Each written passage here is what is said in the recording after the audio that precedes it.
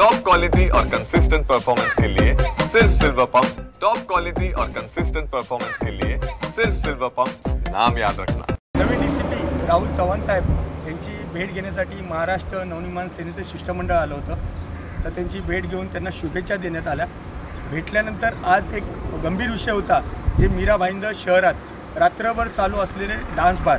या डान्स बारबद्दल महाराष्ट्र नवनिर्माण सेनेने 2 दिवसापूर्वीच एक आंदोलन झालं होतं आणि त्या आंदोलनामध्ये डान्स बार फोडण्यात आले होते। तर आज आम्ही राहुल चव्हाण साहेबांची भेट घेतली, कारण की ते नुकतेच आलेले आहेत 4 दिवसापूर्वी। तर त्यांची भेट घेऊन त्यांना सांगितलेलं आहे की शहरातील डान्स बार हे रात्री 12-1 वाजता बंद न होता पहाटे 5 आणि 6 वाजेपर्यंत चालू असतात, याच्याबद्दल माहिती दिली। मग त्या डान्स बारमध्ये अश्लील डान्स, पैसे नोटा उडवणे यासारखे प्रकार घडत असतात, याबद्दल माहिती देऊन त्यांनी कारवाईसाठी मागणी केली। त्याचप्रमाणे मीरा भाईंदर शहरामध्ये MD, चरस, गांजा हे आजही विकलं जातं। काही दिवसापूर्वी पाहिलं असेल, यातील मंत्री आहेत, मंत्री महोदयांनी रेड केलेली एका ठिकाणी, त्यांच्यावर गुन्हे दाखल करायला लागले।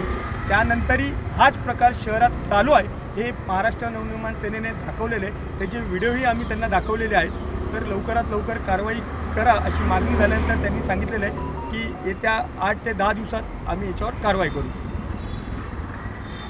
पहिली गोष्ट, आमचे सचिन पोपले साहेब हे थोडंसं चुकीचं बोलले।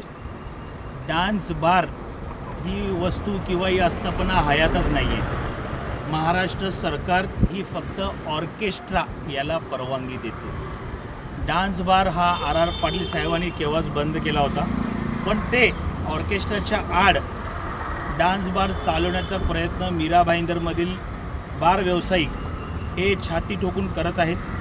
प्रत्येक नियमाची अंमलबजावणी होताना दिसत नाही आहे। मीरा भाईंदर शहरामध्ये जसं आपण मुंबईकडून येतो तिथूनच लाईटिंग जी सुरू होते तेच म्हटले जाते डान्स बार।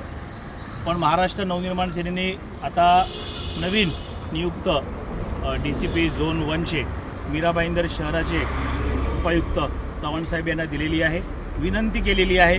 त्यानंतर पुढे महाराष्ट्र नवनिर्माण सेना जर ऑर्केस्ट्रा आहे, सरकारने परवानगी दिलेली आहे, तर तिथे जाणं अयोग्य नाही। महाराष्ट्र नवनिर्माण सेनेची महिला सेना तिकडे जाईल।